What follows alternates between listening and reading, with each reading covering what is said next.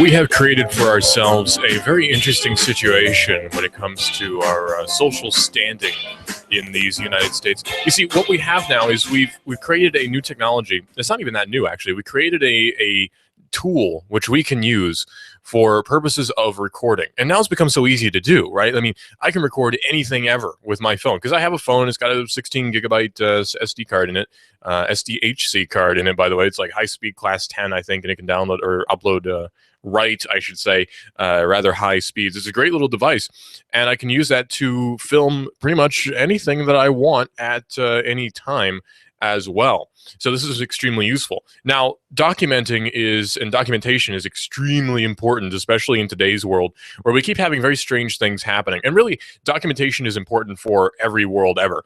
I'm kind of a hoarder when it comes to information. And I think more people should be as well. Not because I'm so cool, but because everyone else is wrong. So, so the deal is, I have a smartphone. You have a smartphone, most likely. You have a camera, right? Remember back in the mid 2000s before smartphones, and everyone had those little Canon cameras that had the little telescopic lens that would come out. Those little digital cameras. Remember those? Gosh, those are the days. Well, everybody has at least one of those items, either a smartphone or a video camera or something. And these can be used for recording pretty much anything. You've captured time, essentially. You have captured time when you're filming something, or when you have filmed something. You've captured time. Now, what time should you capture is the question that then is asked. Well, there are lots of times that should be captured. Family events, memories, encounters with the police. There are lots of different things which should be captured. And one of the ones that I want to focus on is the police. Now, this is not to say, by any means, that every encounter you have with a policeman is going to be negative, or every encounter you have with a policeman is going to lead to you or your dog getting shot. It doesn't really work that way. In fact, I've had nothing but positive experiences with dealing with police, even after I've gotten pulled over. You know, I mean, it's just cops around here tend to be actually kind of nice. At least, okay, I say around here. Cops in where I live, which is in Ringgold, tend to be very nice. I don't know so much about Chattanooga, but in Ringgold, I've had nothing but nice experiences with them. So, great bunch of guys over there, especially in the sheriff's department. But anyway, it's worth noting, though, that you should almost always, if not always, record any encounter you have with the police. Now, I don't mean like you're walking down the street and you see a cop and you whip out your phone and start recording. No, not like that. But if you're being pulled over, it might not be a bad idea to set your video camera down on the seat next to you and just have it recording, or your phone next to you on the seat and just have it recording. You know, it takes maybe 20 seconds to set up, and it could save at least your legal defense, if not your life. I doubt your life, but your legal defense faux show. Now, what happens is, usually, and these days a lot of policemen have body cameras, which is good too, but these days we have problems with police brutality, violence, and really just people being violent in general anyway. And lack of documentation can lead to quite a few problems. A lack of documentation could mean the difference between being found guilty and not guilty. Right, because if you find that there's no documentation whatsoever of something, then there's not going to be very good defense for you in a legal case if nothing is documented. It's just your word against his, and if it's a policeman, then generally his word is going to win out over yours. Unfortunately, there is sort of that bias a lot of the times, and the police can lie too on the record, and it's been found that they have sometimes. Now, again, that's not a generalization of all police. It's just saying all police do something is always incorrect. The generalizations such as that don't work. When I'm talking about there are good cops and bad cops, that's the same as saying there are good people and bad people. That's just how life is. That's just how things work. You know, so when I'm talking about police, I'm not talking about all police ever. I'm just saying that people lie, police lie. That's just how it is. That's life. That's nature.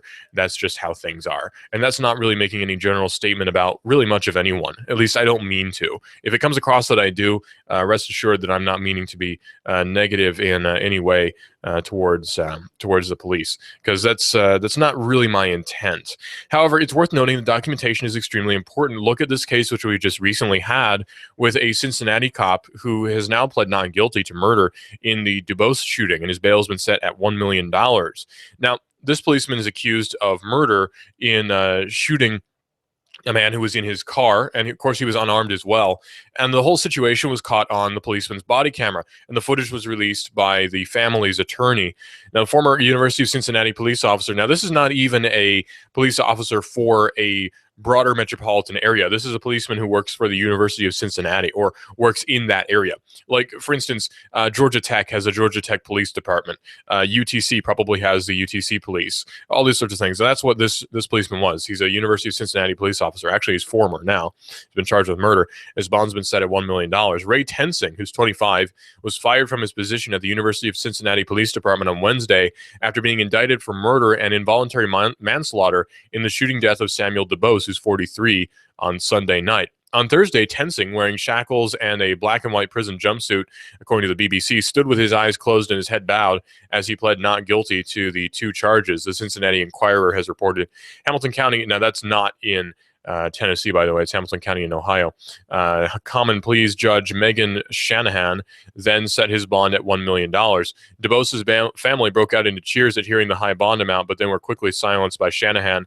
Outside the courtroom, they briefly broke into a chant of "No justice, no peace," saying, "If this man doesn't get convicted, they can shoot me in the head too," says Kimberly Thomas, DuBose's friend. Now, Mark O'Mara, who's the family's attorney, told the Cincinnati Enquirer that Tensing should not have been eligible for bail, but it's worth noting, of course, his bail's been set at $1 million, which is quite a lot of money. That's really not attainable by most people at $1 million. This was murder without justification, says Mr. O'Mara. Tensing was in a position of authority and should be held to a higher standard. Tensing's lawyer, Stuart Matthews, disagreed, telling the WCPO that the bond amount was too high. Well, again, he has been charged with murder in this particular case. And we have a caller. Caller, you're on the air. Hello? Caller, you're on the air. Turn down your radio, please. Oh, I did. Yeah, well, it is worth noting that the officer has been released from jail, so they did meet his bail requirements. Really? I did not see that. So he's met his bail requirements at $1 million. How do you acquire that? Well, but you got to realize, first off, that bail is normally, they cash, or if you get a bail bondsman, it would be like 10%. So now you're down to $100,000. Well, if they have an average home in the north, it's going to be worth $100,000, and they can put that home up as collateral. Right, especially if they live in Cincinnati. Houses are probably worth quite a bit over there. Not to mention that he's probably a member of some sort of law enforcement organization, and a lot of times they will help you meet your bail requirements. That's true, too. There's a fraternal order of police, of course, that can help you out. But one thing to note, like you were saying, not all cops are bad. But let's assume that 5%, just 5% of cops are bad. That means that 5 out of every 100 cops is potentially bad. Here in Chattanooga, we have almost 500 officers. That means that we have the potential for 25 bad officers just here in Chattanooga. Right, and that's a pretty high number too. But again, something that you've brought up and I think is really interesting is that why aren't the good cops calling out the bad cops is a question that should be asked, and really there's not any good answer for it. Yeah, that was another point right there, because if the good cops are covering one way or another for the bad cops, that means that they're guilty of aiding and abetting. At least, yeah, or accomplice or something along those lines. Yeah, sure. Or just through inaction, they're at least, even if not legally guilty, morally guilty of something at that point. So there's a lot to be said for that. What's an interesting point, too, is that we're talking about documentation. Now, what do you think about documenting the police? Should you document every encounter that you have with a policeman, including being pulled over? Any time that you are in a situation where a police officer is approaching you, it should be filmed. Because after all, if they can film to protect them, we can film to protect us. Right, and cops and the police and your average citizen have mostly the same rights. And sure, the police can film if they want to, if they're in a public area, but we can too, and we should. And that doesn't just account for any interaction with police. That's any strange interaction you have on the street, just for your own protection. Whipping out a camera is almost like whipping out a force field. It can protect you from a lot of things. And one thing to keep in mind is this. If an officer ever demands that you delete any sort of film, that's destruction of evidence, which is in itself a crime. Right. Yeah, you should make multiple video files if you can. Briefly pause your recording and then create another one so there are 2 recordings. So if one gets deleted, he may not delete the other one.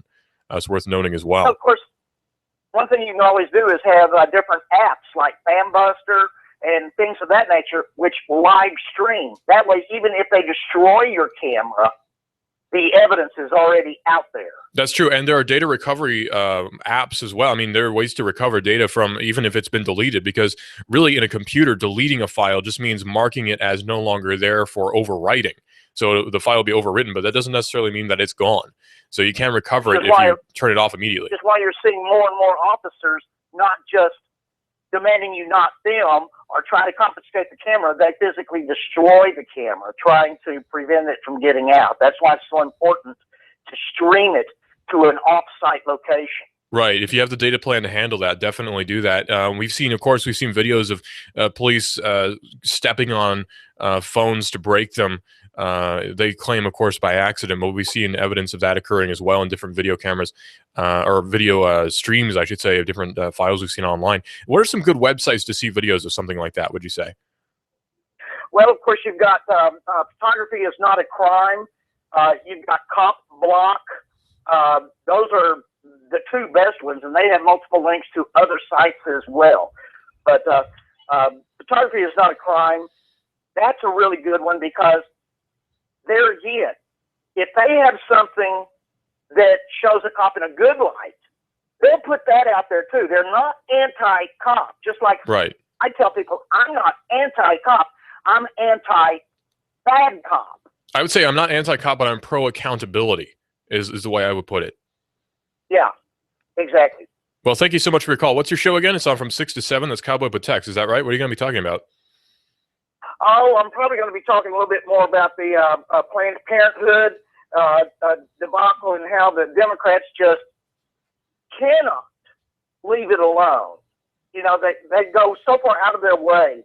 Now the White House is involved in trying to say that the whole thing is made up and fake footage, when it's obviously not. Even if it's altered footage, I mean, there are words being said there. It's worth investigating anyway, right? I mean, there's worth investigating why in the heck we're giving Planned Parenthood funding anyway. I mean, why is that happening? Sure, it's going through proxies, but still, that's federal money going to supposedly a private or at least a nonprofit. That doesn't really seem right anyway. Correct. Right. Well, okay. Well, go ahead. Have a good day. Thank you. You too. Thanks for your call. Bye-bye. And that was Tex, and his show is Cowboy Up with Tex right here on Hot News Talk Radio AM 1240, and he's on from 6 to 7 right here, Hot News Talk Radio AM 1240 and hotnewstalkradio.com. It's a nice day out today. Actually, I was very surprised at how nice it was when I stepped out. It almost felt like fall because it's not really hot and it's not really cold either, and it's sort of in that perfect area. So we have a temperature that's probably about in the mid-80s, and we have another call, popular today. Caller, you're on the air. Love your topic today. I'd like to make a couple of observations, and this is so important. Go ahead. Make sure when you're recording your video, it is recording to your SD card and not your camera. Yes, yes. That is so important, because even if your smartphone is confiscated and smashed, it'll still be on the SD card for those smartphones that have SD cards. That's a very good point. And if not, there are multiple sites where you can do burst streaming right up to the site and save it immediately. Yeah, that's a really good point. I would recommend. Go ahead. I'm sorry, go ahead. No, what I was going to say is, yeah, I would recommend if you're an Android, just hit the options button when you're in your camera app, and you can set storage and set it to your SD card if you have one. Just buy yourself a 16 gigabyte SD card. It's not very expensive, like $20, and that can, and oftentimes that can end up saving your legal defense. So $20 to save a legal defense is not bad. Yeah, and then if you think they're going to be taking it, just kind of reach in there, take the battery out, and pop it out, and stick it in your pocket. Yeah, well, I couldn't really do that on my phone because the back is kind of hard to pop off, and I've got a case and everything. But if you have a phone that has an SD card, Ustream.tv. Sure, use Ustream. You can use Twitch, or you can even do a YouTube live stream from your phone too. So there's lots of different options for live streaming, assuming you have a data plan that can handle it. On your other side, the unborn baby murder was a Planned Parenthood receiving federal funding for years. Yeah. And my argument has been everybody that sends the federal government money is complicit in killing unborn children. Period. Well, you could take it even further too, is if you pay taxes. You voluntarily send. By proxy. And Christians don't like this when I say this as a fellow Christian, when they're preaching about living in sin and blah, blah, blah. And I go, well, how much money did you send to support the slaughtering of unborn children this year? Well, what do you mean? Well, what do you mean what I mean? Well, if you don't I don't care if you do or don't do that. The point is you're sending money to a system that's going to give it to individuals that kill unborn children. What's your excuse? Right. I mean, the same can be made for if you're a pacifist, or like me personally, I'm a pacifist. And yet in the current system that we have, we'll believe that we're forced to pay for war, even though I'm a pacifist and I don't believe in war. So it doesn't really make any sense at that point. How can you be if you're still participating, even by proxy? You know, it's interesting that when you talk about recording in public, evidently in California, you can't. Well, they claim you can't. The California court just ruled that, that those videos are not to be released or shown. So evidently, a California court believes they're above the First Amendment. Well, Illinois as well is the same way. If I'm remembering correctly, Illinois has had similar rulings as well. There was a case, I should say, where an off-duty plainclothes, I mean, there's no indication this guy's a cop, pulled in front of a motorcyclist who was going down an off-ramp, stopped in front of this motorcyclist, jumped out of his car with a gun drawn, and forced the motorcyclist to turn off his engine simply because the motorcyclist was perhaps driving dangerously and speeding. But still, he didn't identify himself as a police officer until well after he pulled his gun. I mean, if I had seen a guy jumping out of his car with a gun, I would be reaching for mine too if I had one. So it's extremely dangerous. Well, the courts have consistently ruled there's no expectation of privacy in public. Yeah. So even if you're in a restaurant, it's public. And where they think they can get off to pass laws about recording devices is absurd. The Bill of Rights is a restriction upon government, not individuals. You're not restricted by those bills of rights. Government is. Therefore, the court doesn't even have subject matter jurisdiction on this, as in Roe v. Wade. They had no authority to even take up this case. If they didn't have subject matter, nor do they if you decide to photograph someone. There's no subject matter jurisdiction that the court can even entertain. Well, yeah, and something I want to point out too is if you watch the surveillance cameraman videos on YouTube and on LiveLeak, it really shows how people get very angry when you record them in public, even though it's totally legal. They don't understand the legalities of it, and they don't, for some reason, they get very upset, even though there are cameras everywhere. If you can see the cameraman, right, they get very upset. Now the difference is government can't do that. Right. Uh-oh. That means, see, there's the difference. The prohibition is against government, not individuals. The court went as far as to say, before recording devices, and they were correct, that if you listen in on the conversation, that conversation cannot be used against you in a court of law. Because you had a reasonable expectation of privacy. Recording devices in the early 1900s when there were telephones, and they would sneak up and listen in on your conversation. So the prohibition is against government, which means unless a police officer has probable cause, I don't know whether they have the authority to record you. Well, the same can be applied too to the Fourth Amendment, where there's unreasonable searches and seizures, claiming that searches and seizures are unreasonable, right? It's the same thing, but people don't get that these days. Things have been changed. You know, definitions have been changed. Searches and seizures are unreasonable unless an independent court rules it otherwise. Right. And a search and seizure and privacy is all covered under the Fourth Amendment, which I don't see government having any authority to record you without your permission, period. So would that include police body cams then? Yeah, that includes police body cams. So the police should not have body cams then, in your view? No, they're prohibited under the Bill of Rights. Okay. Interesting. That's an interesting point of view. Even when you're walking, especially when you're walking around public.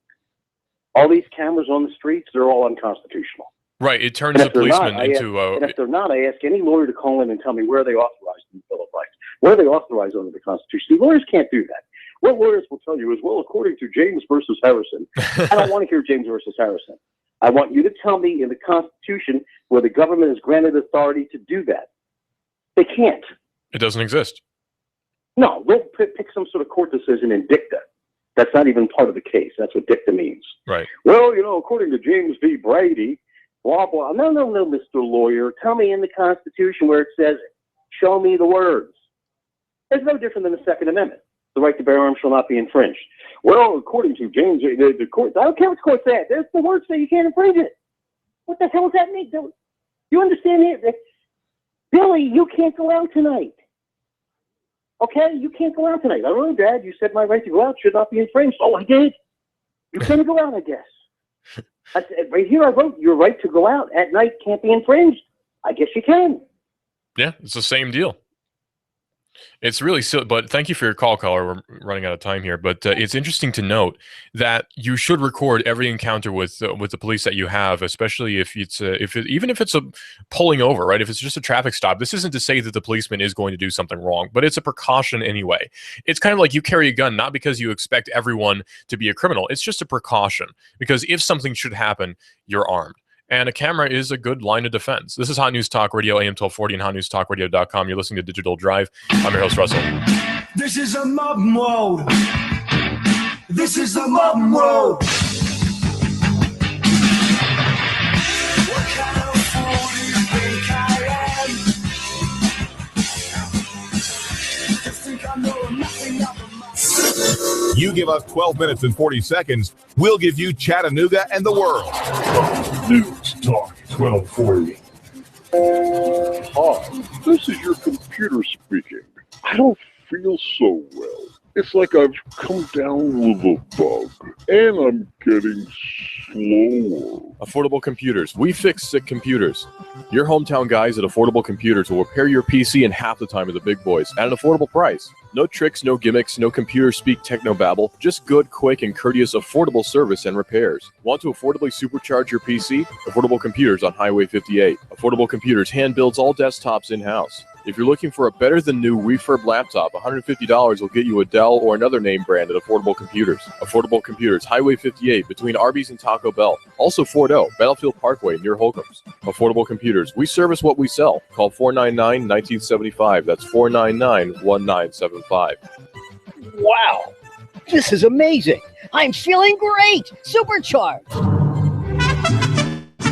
We've got a table here at Delia's in Saudi Daisy, ready to delight in a plate of authentic Mexican food. Delia's spreads a rich selection: loaded nachos, crazy chicken, homemade tamales, maybe the enchiladas with beef, chicken, pork, quesadillas. Every dish beautifully pictured on the menu to help us decide. Join us for lunch or dinner. We're at Delia's in Saudi Daisy on Dayton Pike near the Thrasher Light. Here's dinner. Delia's uses the freshest ingredients, cooked to perfection. Nachos, homemade. Delia's open every day except the Lord's Day. For lunch and dinner, treat yourself to Delia's genuine Mexican food. In Saudi, call 521-7145.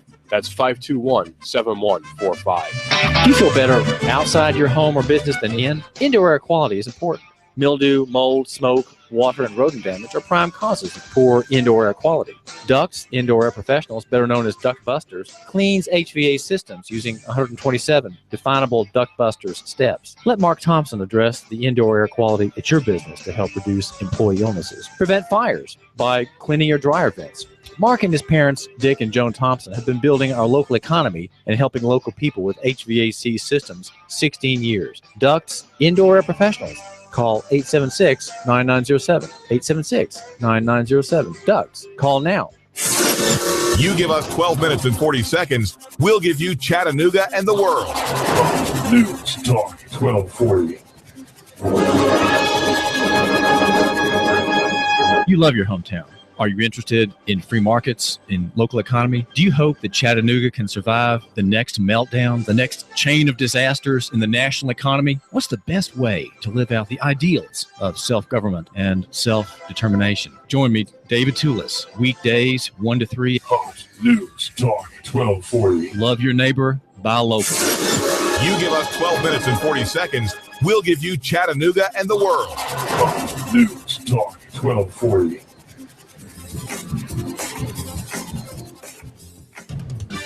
Fox News Radio. I'm Lillian Wu. Family members of those on board the missing Malaysian airliner could soon find out whether there's a connection to part of a plane found in the western Indian Ocean. Some officials today are saying we could get confirmation as early as tomorrow whether it's a Malaysia Air. Our contacts in France are saying more likely it will be on Monday. Other items are being found on the beach. Those bottles today, at least showing how far the current can travel. Fox's Greg Palcott on Reunion Island. Dylan Roof back in court for the shooting rampage in South Carolina. Mother Emanuel AME Church killing 9, including the pastor. Seeking retribution for perceived wrongs that he believed African Americans had committed against white people. U.S. Attorney General Loretta Lynch. Fox Radio's Evan Brown, and our paychecks grew at a record slow pace in the spring. Fox News, we report, you decide. You give us 12 minutes and 40 seconds, we'll give you Chattanooga and the world. News Talk 1240.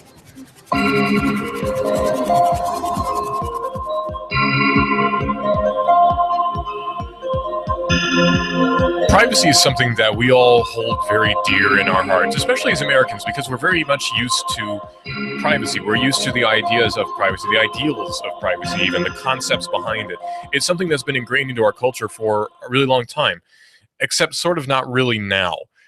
People like me who are young are not used to privacy in the way that people who are older are, because we hear people talk about privacy, especially my generation. I'm a younger guy. I'm 20 years old. I'm just a young buck. You know, I'm not very old at all, actually, despite how I may sound, or you may think I'm old when you meet me, but I'm actually not. I'm a young guy. It's all the alcohol and cigarettes, really, that maybe it's the way I am. I'm kidding. But yeah, privacy is sort of a foreign concept to people in my generation, because we're used to giving out all of our information. We're used to the whole idea of, you know, oh, you want to know my name? It's right there on the internet. Oh, you want to know where I live? Well, it's right there on the internet. Oh, you want to know my phone number? It's right there on the internet. It gets to the point where we're so happy-go-lucky almost with everything that it puts us in a very bad decision, or it puts us in a bad position, I should say, not decision. It puts us in a very bad position sometimes when it comes to our privacy. Now, that's not to make a general statement about everyone in my generation, because I'm not really that way, and I know other people who are not that way either. Lots of people are taking lots of digital steps in order to keep themselves secure, and that's good, and they should. Which is a nice little rhyme. I'm going to send that one to the ghost of Dr. Seuss. But really, when it comes down to it, we should be much more privacy-minded than we actually are. Everyone has a Facebook account, right? I do too. Don't worry. I'm not going to say, oh, delete your Facebook. No, but everyone has a Facebook account. And we put sometimes too much information on there. For instance, on my location, it says that I'm in Pripyat, Ukraine, which is not true. I've never actually been to Europe. I've certainly never been to Eastern Europe, and I've definitely never been to Ukraine. But it's a fun little joke. It's Pripyat, Ukraine is a location that is a game, Stalker, which is a really good game, by the way. If you haven't played it, you should check it out. It's just a joke, right? And my location used to be Guasti, California. You know, before that, it was some other ridiculous thing that's not even close to being real. Because people who know me know where I am, and people who don't know me don't need to know where I am, right? That's the philosophy that I usually have.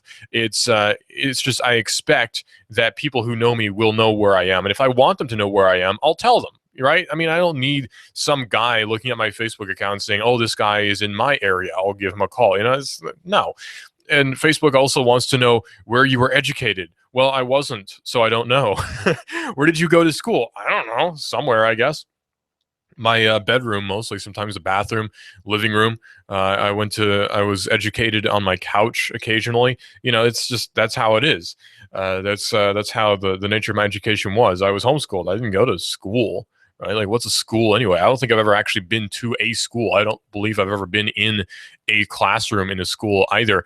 Although one time I was in a lecture hall, and that was it, really. That's the extent of my schooling. Education, however, is a whole nother thing. Really, why do we have colleges anyway, when it comes right down to it? I mean, we have these institutions that have been around for so long that we just assume they have to be. And that seems to be how it is a lot, where we have these things that are around and they have been for so long that we just assume they must still be. You know, they need to be because they have been for a long time. If that was the mentality that they had back in the turn of the last century, not this one, then we would still have the horse and buggy, right? Why do we bother keeping all these legacy technologies when really the only people who use them are in a very, very marginalized niche? They're compartmentalized in a little cubbyhole, little pigeonhole somewhere on someone's desk that nobody really pays attention to. Kind of like, why do we still have analog TV in some regions? Like, what? Analog TV? Why aren't we using that spectrum for much more useful things like municipal Wi-Fi or something like that? You know, why aren't we using the spectrum for huge amounts of very interesting things that could be done, but instead we're focusing on the old stuff? Now, the idea of focusing on the new isn't to say that we should abandon the past. Not at all. We should learn from the past because, you know, those who don't are doomed to repeat it, as we all know. Thanks, Churchill, or whoever said it. So we're used to looking at the past, and sometimes we're so used to things that are from the past that we just want them to be around forever because they should be. You know, like, why are we still using postage stamps? Think about it. Why are we using postage stamps? That's the silliest thing. Why don't we buy envelopes that have QR codes pre-printed on them and we scan them with our smartphones and we send them off that way? Why are we using postage stamps of all? It's such a legacy thing. Why are we still using coinage? Why are we still using paper money anyway? I mean, really, when it comes right down to it, in this day and age, if we're going to have a system that we have now with a fiat currency, why do we even have a physical currency in the first place? Why aren't our currencies linked to smartphones that can then be shifted around however we'd like? Why don't we transfer money via some sort of electronic NFC transfer? It's like, oh, you want $5? Tap phones, there you go. Simple as that. So stupid that we don't have a system like that. And we kind of do actually with Bitcoin, but that's a whole nother topic for a whole nother day. And the past is very much still here. And sometimes it shouldn't be, really. But privacy is what we're focusing on here on Digital Drive. This is Digital Drive, by the way. I'm your host, Russell. We're talking about technology and quite a bit more here on Hot News Talk Radio, AM 1240, where we are everywhere. Listen live to Hot News Talk Radio at hotnewstalkradio.com. Download the new TuneIn Radio app and search for Hot News Talk Radio. Hot News Talk Radio is also on Twitter, where you report the world decides. That's AM 1240, Hot News Talk Radio. You can save half off now. Go to hotnewstalkradio.com and click on the half off link for great deals. Hot News Talk Radio is saving you money. That's AM 1240. Hot News Talk Radio. So NASA is working on an upcoming SLS that could potentially send missions up to Europa. Of course, one of the moons of Jupiter. Europa, right? I mean, how crazy would that be? A number of NASA scientists, according to Extreme Tech, and directors met with Congress this week to discuss the future of NASA's Planetary Science Division and the various shortcomings and issues that must be resolved in order for the organization to make meaningful progress with long-term exploratory goals. Key to many of these goals is NASA's long-term space shuttle replacement, called the Space Launch System, or the Senate Launch System, if you believe the critics.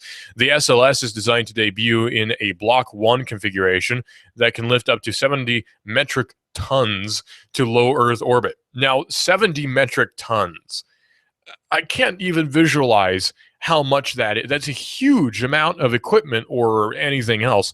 70 metric tons. The SLS is designed to debut in a Block 1 configuration. This early configuration would not match the Saturn V, which is, of course, the coolest rocket to ever be built, but it would make the SLS the heaviest lift system slated for near-term deployment.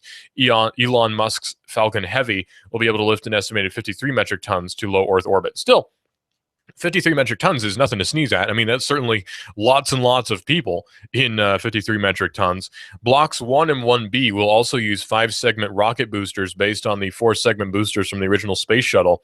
These designs were adapted to save costs compared to building new engines from scratch. So paging through the prepared remarks at the Tuesday hearing, it's obvious that NASA is rather bullish about its plans for further planetary science, with talk of a mission to Europa, which is a second New Horizons mission to Pluto, and further unmanned investigation of Mars, leading to an unmanned mission at some point in the future. Similarly, evaluated on paper, the SLS offers massive performance. If the Block 2 design hits its performance target, it'll be capable of boosting up to roughly 45 megatons to Mars.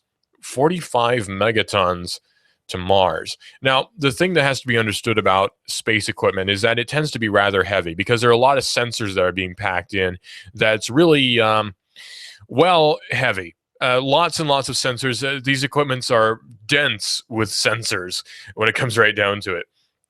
And so very often we'll have lots and lots of things that really you wouldn't think would be heavy, but actually are. Oxygen sensors. There's a sensor for how much content of such and such is in the soil.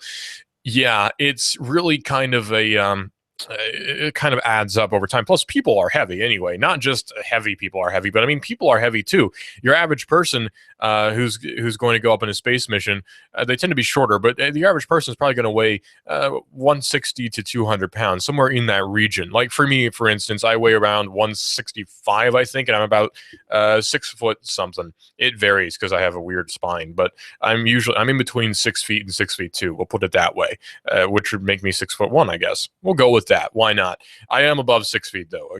I can assure you of that. Thank you, ladies. We'll be lining up outside the door here at Hot News Talk Radio. No, but I weigh about 165 and about 6 feet tall. So that would make me pretty heavy and spacious when it comes to equipment, because people take up a lot of space, and supporting a person takes up a lot of space too, because people need oxygen. Oxygen weighs a lot. Then people need food. Food weighs a lot, especially if you're shipping on a long mission. There's lots of logistics, lots of different things that add up to sending a person up into space. And plus, people tend to lose a lot of weight up in space as well, because how are you going to gain weight in space, right? I mean, how would you ever manage to gain weight in space? I would like to know. So it's an interesting concept, sending people up into space privately. Now, NASA is making a lot of different propositions in terms of space travel, and that's cool, but the private industry is taking over as well. Look at SpaceX, look at Virgin Galactic, there's Spaceship 2, there's the Falcon 9, there's the Falcon Heavy. All sorts of different things are being launched that are really kind of interesting to see, because we're seeing a lot of different privatizations of different industries that used to be entirely governmentally controlled. So it's really taking off in terms of private space travel. Now, do you have a car that has OnStar? Remember the old commercials for OnStar? They don't really do them anymore, but there would be a situation where somebody's gotten into a minor accident and they hit the button and somebody goes, OnStar, and you tell them your situation. They say, well, send someone right over to help you, sir, and all that sort of thing, or ma'am, depending on who you are. Hopefully they don't mistake your gender or your sex, I should say.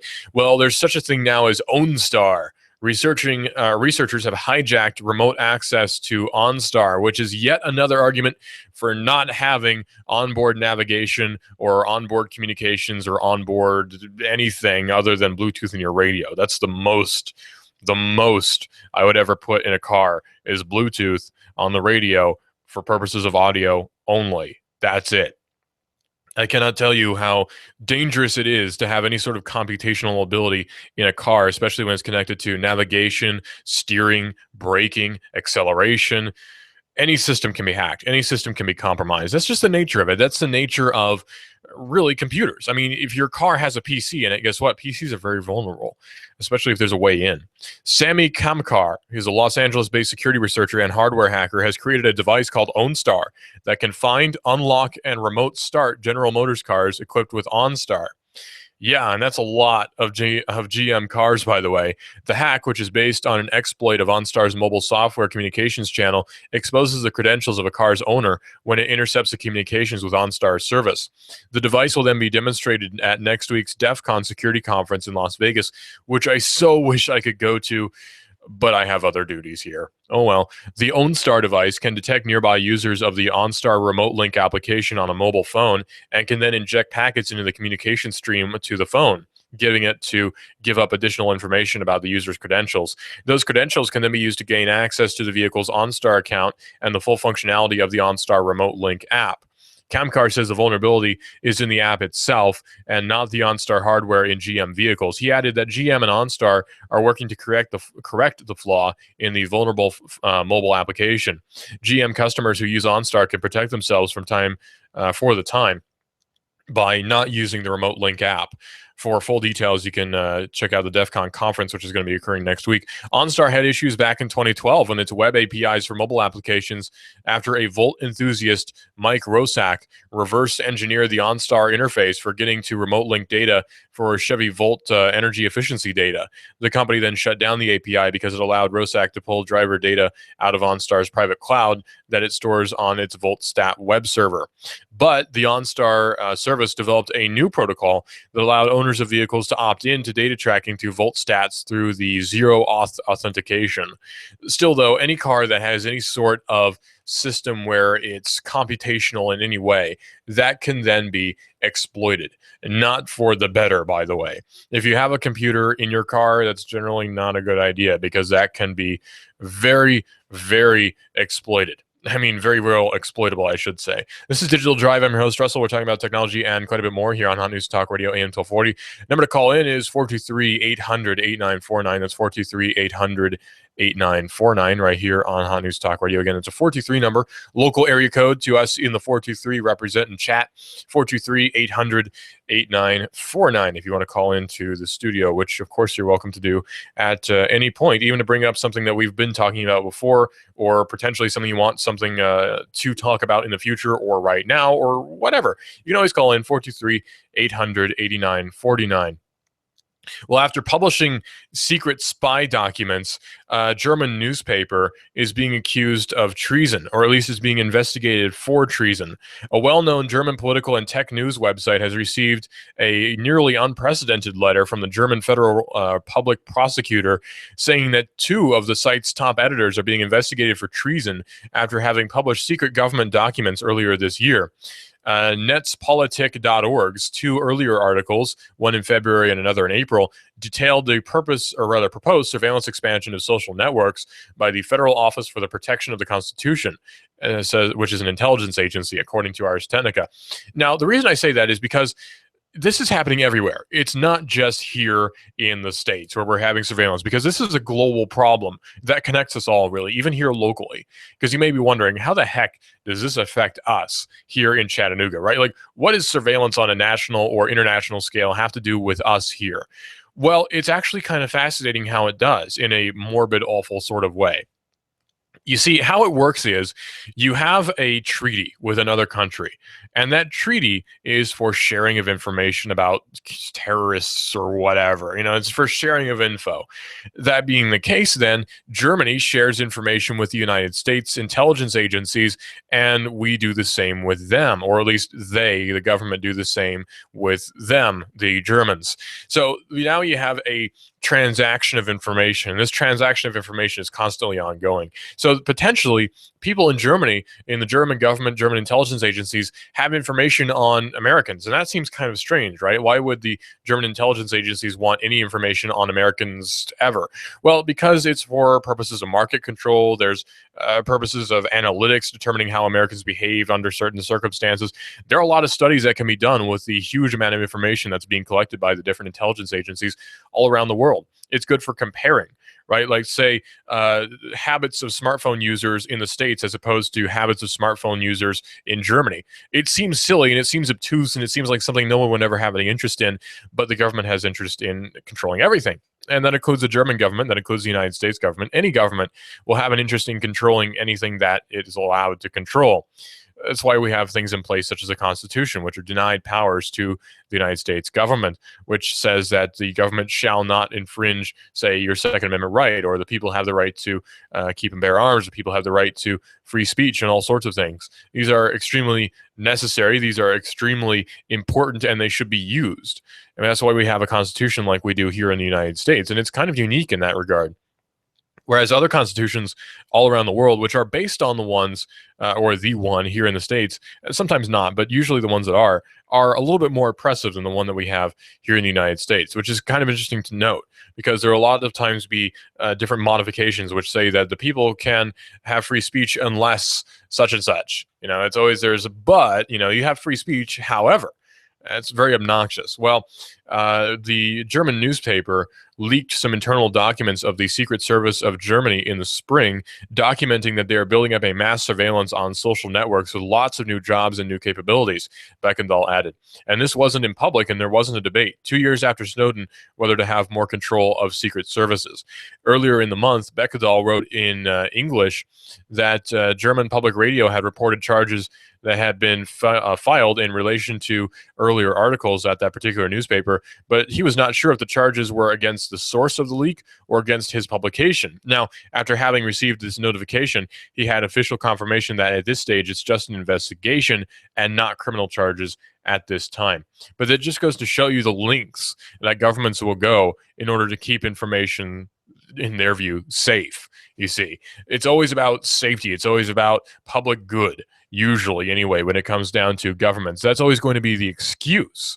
It's always going to be the excuse that the government is always going to make is always public safety. The good of the people is always the argument, or for common good, right? Which are fallacies anyway, but these things are used very often as an excuse to really commit atrocities. You can literally get away with murder in the name of public safety or national security, especially. You can blow up somebody overseas so long as it's for public safety or national security. You can get away with almost anything so long as it's for national security. And that is an atrocity, which is, of course, being committed by our very own government, and not really anything is being done to stop it from happening. But there is now such a thing as activism on the internet, and now we can let our thoughts be known here in the States without having to actually leave our houses. Case in point, there's a petition right now on whitehouse.gov to, well, for one, drop criminal charges, but also to give medals of heroism to the different service members and policemen here in the United States who fired upon Muhammad Abdulaziz when he shot up the Navy recruiting center. There's a petition on whitehouse.gov to get that in place. And that's without any sort of real organization in the physical world. So now you can be an activist without ever having to leave your house. And in some ways, that's a good thing. And in some ways, it's another thing, because people will see themselves as being politically active without ever having to do really anything other than just signing a piece of paper, or not even a piece of paper, signing a digital certificate. And in some ways it's positive, and in some ways that's negative. It really depends on your perspective. But it's interesting anyway that you can be an activist without ever having to actually leave your house, really. It's really fascinating.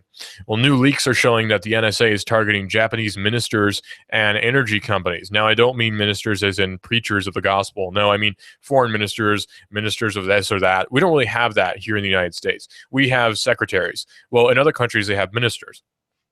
The NSA has been keeping a close eye, according to The Verge, on Japan's latest and biggest businesses, according to a new publication from WikiLeaks dubbed Target Tokyo.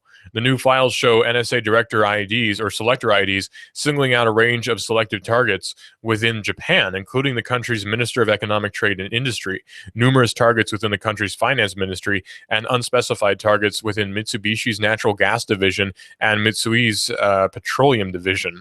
The latest release is similar to previous documents that revealed French government targets, as well as the personal surveillance of German Chancellor Angela Merkel, who is not an enemy combatant, by the way.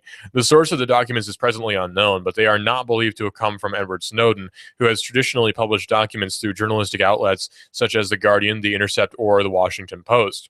The news release did not provide much detail into how that surveillance functions, but it still offers a lot to be concerned about. The NSA has long faced accusations of economic espionage, performing surveillance to further the economic aims of the American businesses rather than to enhance national security. So it seems that in a lot of ways, the NSA is being used by American government or American governments, not American governments, American companies, in order to commit economic espionage against foreign companies for purposes of furthering American business. That's not a free market system. You know, corporate espionage in that way is not very free market. Instead, it's very well-controlled economy, especially if the government is getting involved in business, be it foreign or domestic.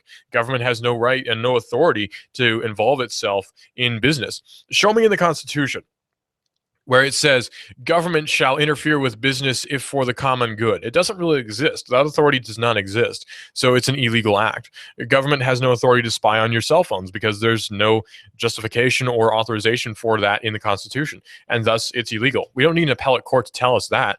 If it's not in the Constitution, then it's not legal. And if the Constitution doesn't say the government can do it, then it's not actually legal. This is Digital Drive. I'm your host, Russell. We're talking about technology and quite a bit more. Noogonomics.com was on from 9 to 7, or 9 to 11 right here on Hot News Talk Radio. 11 to 12 is the Eric Judd Show. 1 to 3, Laura Ingraham. And 3 to 5, Sean Hannity. And then 5 to 6 is my show. It's Hot News Live at 5 here on Hot News Talk Radio. From 6 to 7 is Cowboy with Text right here. Hot News Talk Radio, AM 1240. And this is Digital Drive. The temperature right now is a very pleasant 80 degrees, actually. About 81, actually. And not a cloud in sight. It's a great day today. It's going to be a great day tomorrow. I hope you have a good day. This is Digital Drive right here. Hot News Talk Radio, AM 1240, hotnewstalkradio.com. This is a mob mode. This is the mob.